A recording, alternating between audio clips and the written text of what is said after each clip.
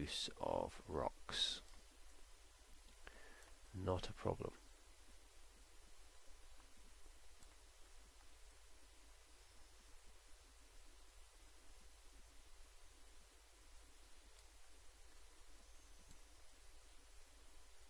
As you can see, if I don't, then you've kind of got water just flopping around on the edge of the area there. We don't want that.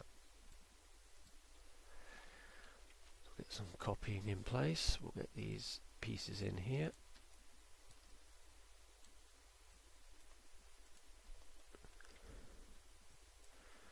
And you've probably noticed, I mean, though I've been doing this over several videos now, it's you can very quickly get the look that you want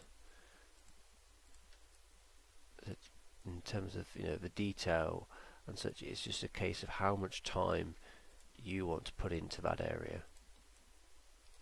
Now, a typical area that I make, certainly on the interior, I tend to put them together quite quickly.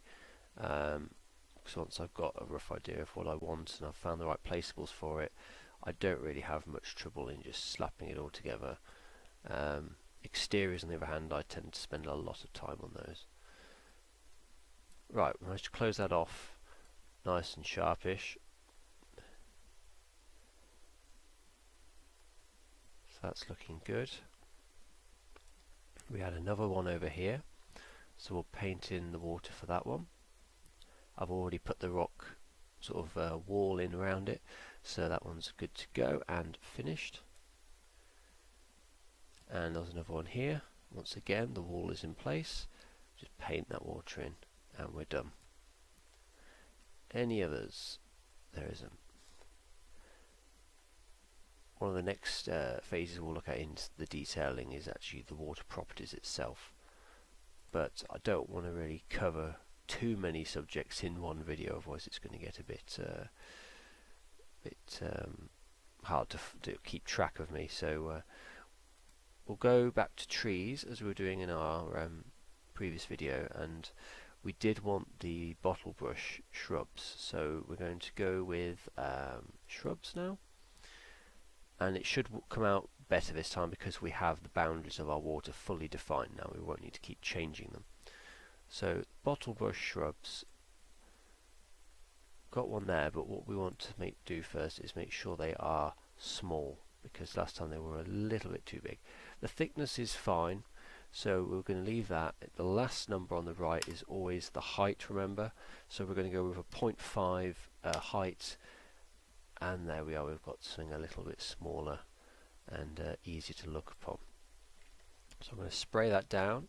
Remember, we've got our randomizer, so we don't need to worry too much about samey looking pieces. We can take care of all that. We're going to get these down just to add that little piece of detail and sort of random appearance to the outside. But yeah, don't be afraid to splat them down if it's just ground cover, especially if you have the randomizer, because that will take care of everything else for you. Let's something there to do, keep the shape a little bit varied. Okay, so that's all in place there.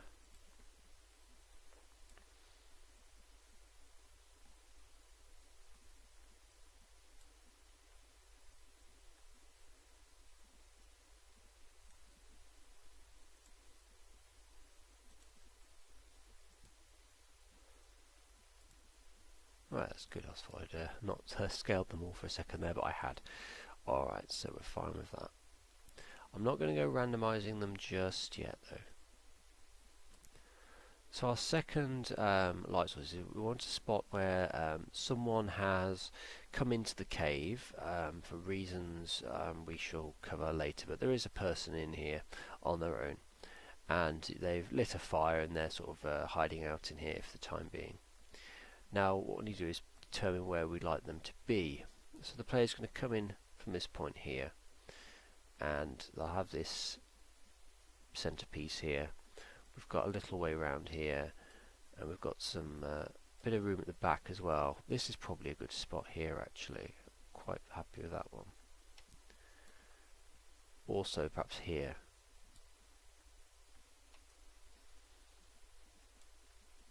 The boat's all nice scenery nearby as well.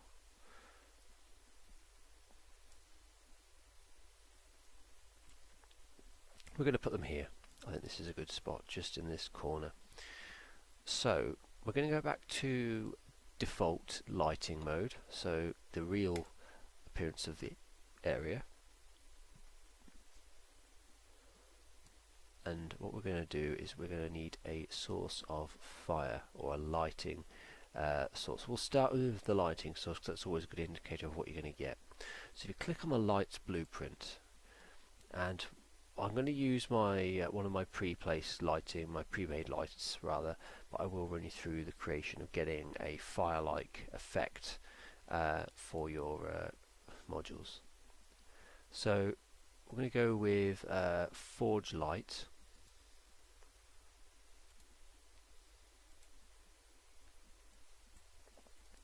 And this is in fact an old version of that light actually, so what we can do is actually make a few little corrections to it here, because as you can see the specular colour is actually darker than the diffuse colour.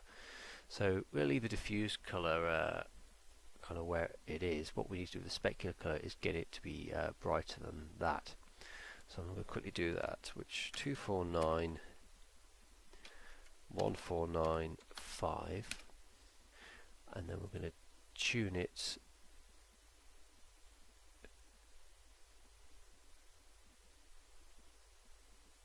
to about there.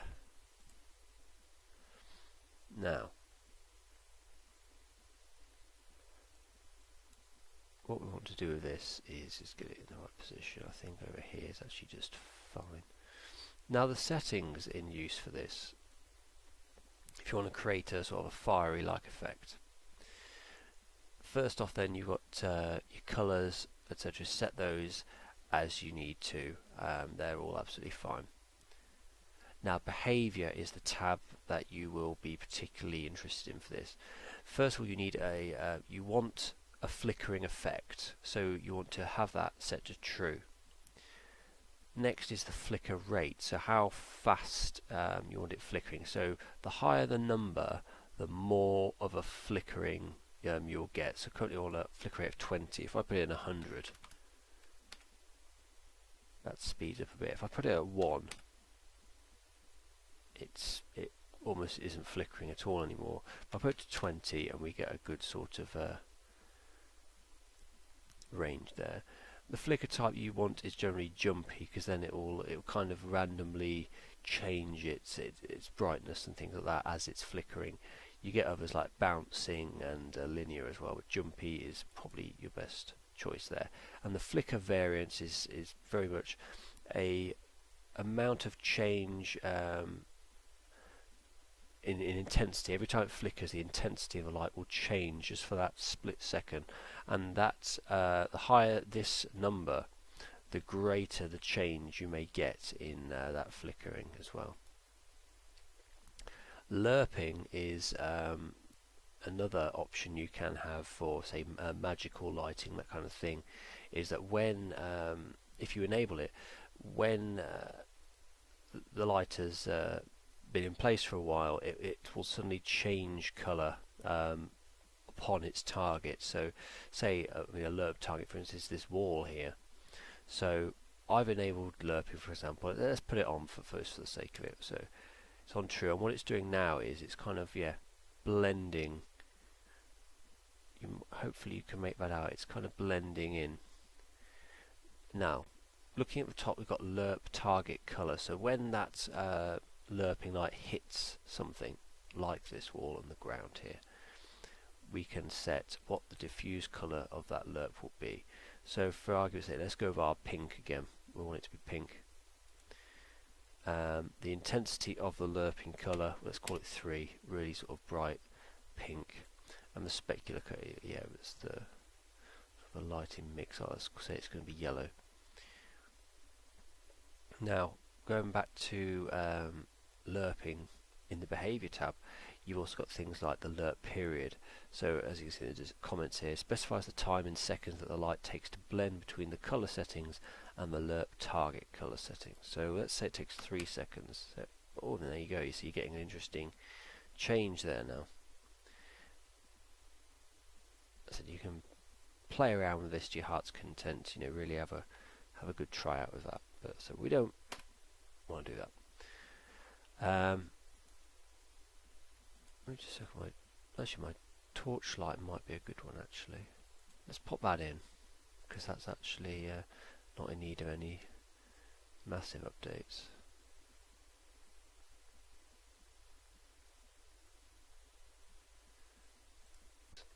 Now the next thing we're going to place down then is another placed effect, but first off we want a placeable object, and I'm going to type in on placeables campfire.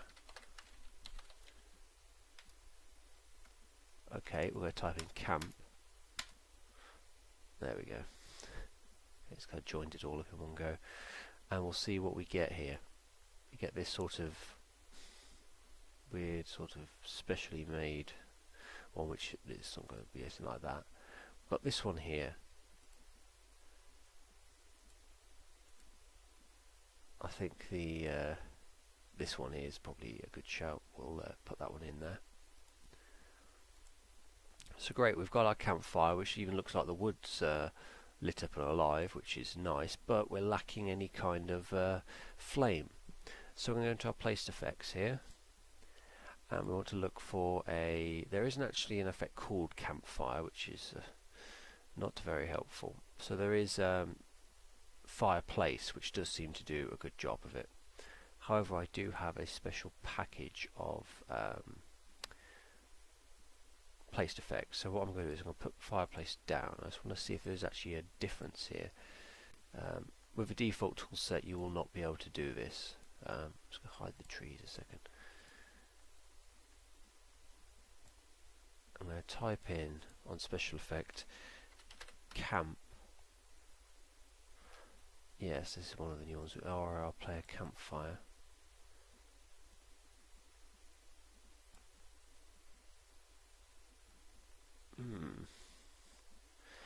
Interesting look. I like the fact it's got a bit of smoke and I like the little bits of wood coming off it. So what we'll do then, it's just a little bit large, so we're going to have to widen this campfire. So it's another opportunity to show a bit of placeable scaling. So what we're going to do with this is we don't need it to be taller. What we need is it to be a little bit wider than it was before. So what we're going to do is we're going to increase by a fifth, which would come to 1.2 and a 1.2, and I think that should make the placed effects look a little bit more convincing. Some of them are a bit funny and make it very difficult for you to click on them. There we go. So we've got that there. We'll get hold of that, make sure it's lined up in the middle there, and bring it downwards.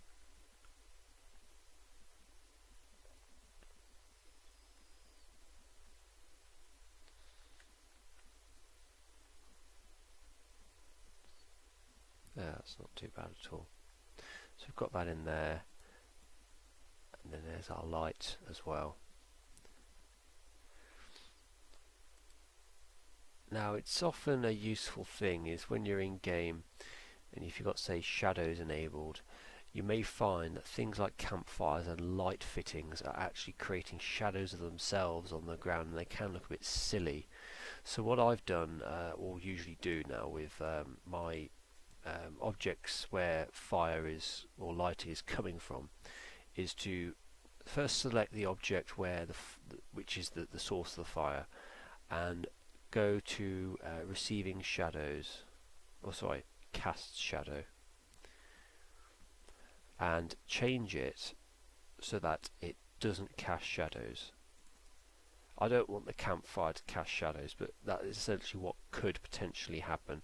But it's a particular thing with things like lamp posts and lamps and torches that it's just of course, yeah, okay, if it's in the path of some light it should cast shadow, but it just looks stupid. So it's best that the placeable where the light is coming from is just set not to cast any shadows. So that's that. And there is one last thing we are going to do for this video before I load up the game and we have a quick run around, and that is a sound effect. So we've got our fire, and that's the only thing we're going to put sound in for now is fire, and actually the area properties as well, we'll do that. But first of all, we want a sound effect, and I'm going to make sure my sounds are enabled. You can do that as I just did there. You click on sound and then just toggle as required. So click on the sounds blueprints, and we want fire. I could just go to our environmental where anything fire related is, but what I will just do is I will just put in fire, and we get these pieces here. So it's a campfire, something like that is what we want. And I'm not sure if you can hear that one or not, but we have a good campfire sound going on there. So once you've got your sound down and placed, click on that sound and you can make some changes to it in the properties panel. A tag, you might want to give your sound a tag, especially if you're going to be referring to it in script. And the localized name is purely for your information, just something to identify it by if need be, but that's not too essential for us. Active means the sound is playing, so if I knock it off, the sound stops. We can control that somewhat through script as well. Continuous, so as you can see, true, this is a non-looping sound that should repeat endlessly. So that's what that's all set up for now. It's a continuous sound. You can specify what hours at which the sound is actually active and on. So say, I don't know, werewolves, for example. You might want you may only want to hear that sound effect in an area at night time. So you can specify the hours there, in which hour it is active. So say from midnight till 5 in the morning I want to hear wolves howling. So I would go from midnight, 1 o'clock, 2 o'clock, 3 o'clock, 4 o'clock and 5 o'clock. So in those hours this particular sound would only play them, but we don't want to do that, so I'm going to take that out. Right. Interval, so say we're playing a variety of sounds, or just say we want like a wolf howl just to play. Well, we don't want it to be continuously going, howling. It would just be ridiculous.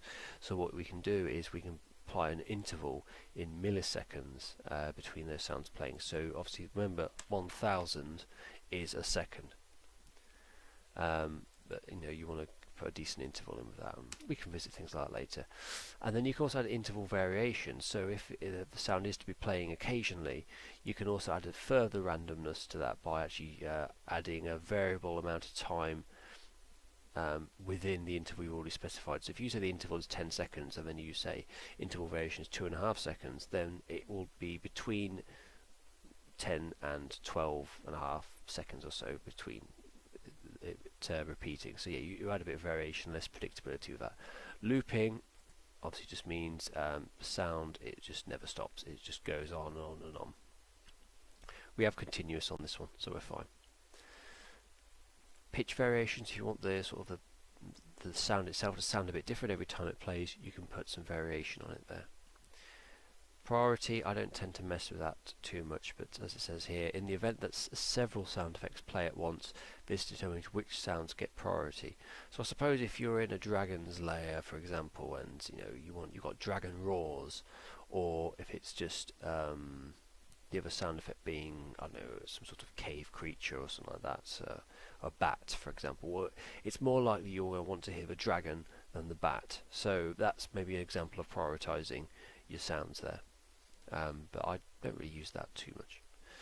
Random, now that one's only really of use if you have multiple sounds in the sound section here, so multiple sound effects that you want. So I don't know, a good example might be again, wolf howls. You might have different types of wolf howl.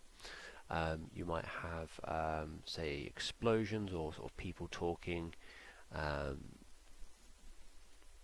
sort of wildlife sounds, that kind of thing. They're all randomness is important for that one.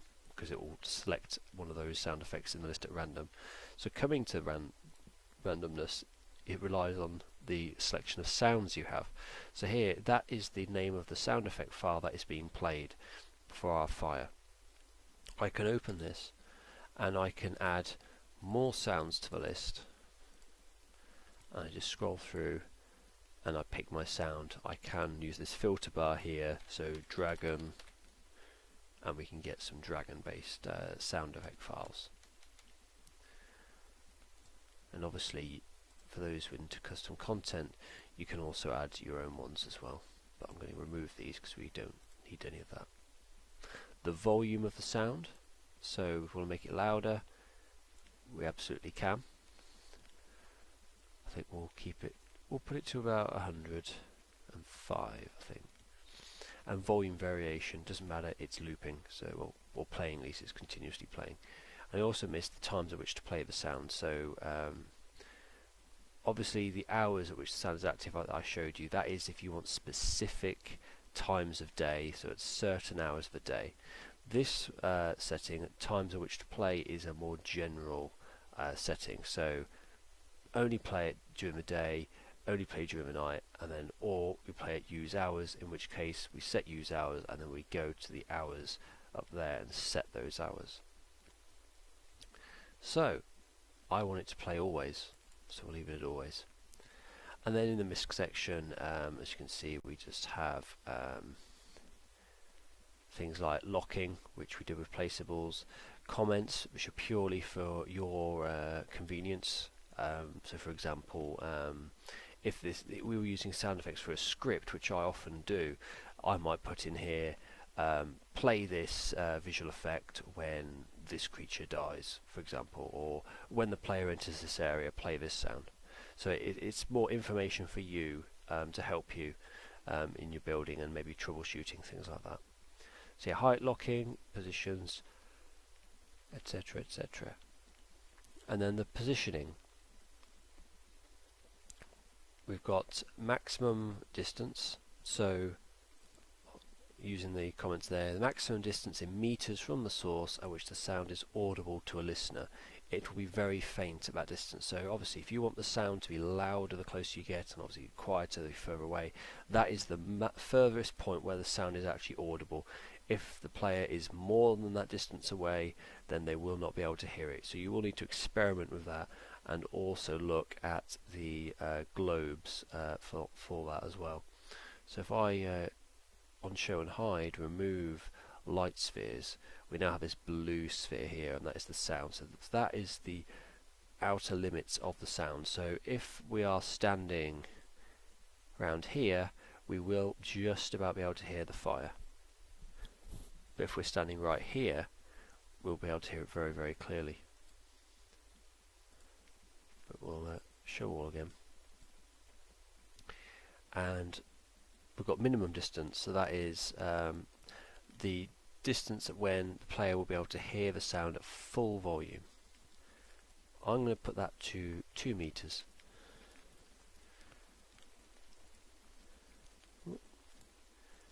And shift the sound into the center here as well. Elevation, the height at which it plays, so if we're playing around with that, higher up on a cliff or something, then we can do that, but it's straight on the ground, so it's not important to us right now.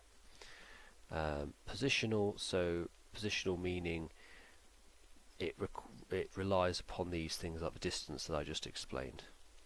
If it's not positional, it will just play at full volume regardless, and the player will be able to hear it as well, regardless of where they're standing as well. So I turn that off. It's a lot louder now, so I'm going to turn that off. We don't want it playing at random position. We don't want it to have random range either, so that's of no use to us. And we can attach variables to a sound object, but we cannot actually put scripts on it. But that's maybe something we might come to another time. So there we go, we've got our campfire sound effect going, and we have our light. And the last thing to do is some general sound effects for the area. So as we were earlier, we're going to get the properties for the area open again. So we're going to click on our sea cave there, and we're going to go down to sound. and we're going to start with ambient sound for daytime. We're going to give it some volume as well. We're going to go with 95 and then 95 again. And let's see, so let's just go straight away with just cave small. As you can see, obviously you can hopefully hear we've got some sound effect going in there.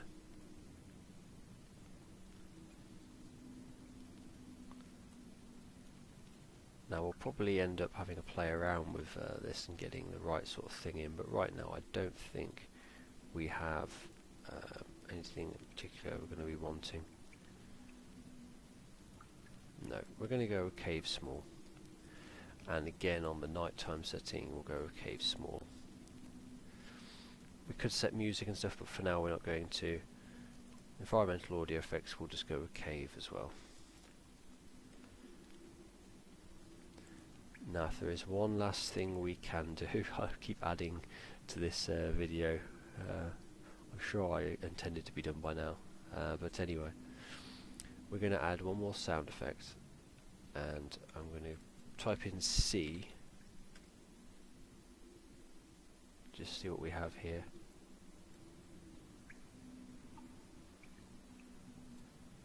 I wanted the C to be audible from the cave entrance.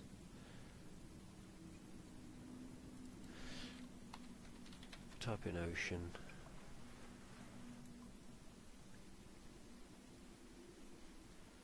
This is me listening intently to the sound to see if it's any good.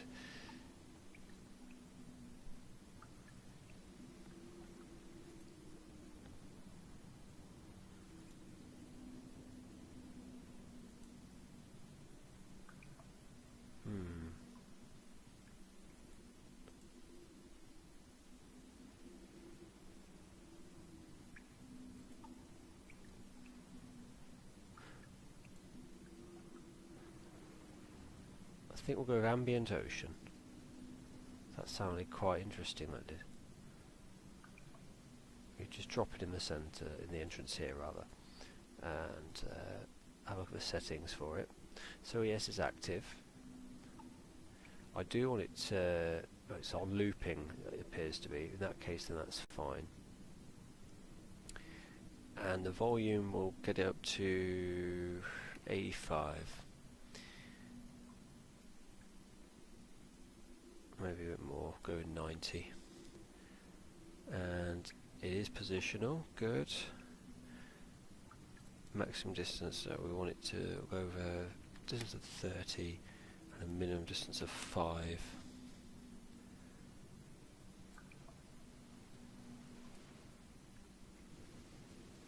And we'll see what we get when we start the game up, but there, that's in place. We'll see if that works for us. So what I'm going to do is I'm going to load the game up, we'll have a quick run around, and then I'll probably end the video there, as I have probably been prattling on for far longer than I intended, but we have moved forward, and that's an important step there. So we'll quickly bake the area, and hopefully we haven't done anything horrific to the walk mesh, otherwise I'll then give myself something else to have to talk about as we try and get the walkable space sorted out. We'll see what we get. Bake's nearly done.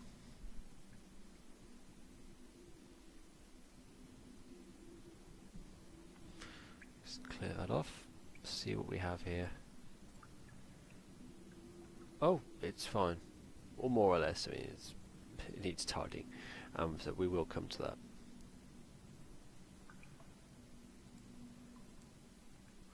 And the last thing to do actually is to randomize those trees that we place down. We will use our 20 seeds that we were talking about before, because it's such a small area, it's really not much to worry about. And randomize. That's that. So we should have some interesting shapes and varieties of those now. We'll find out when we load up. So I'm going to load up the tool set, the game rather, and I'll see you there in our vastly improved cave. Stand by. Okay, we've made it into our sea cave area, and first thing I'm going to do is I'm going to get a little bit of light on the subject.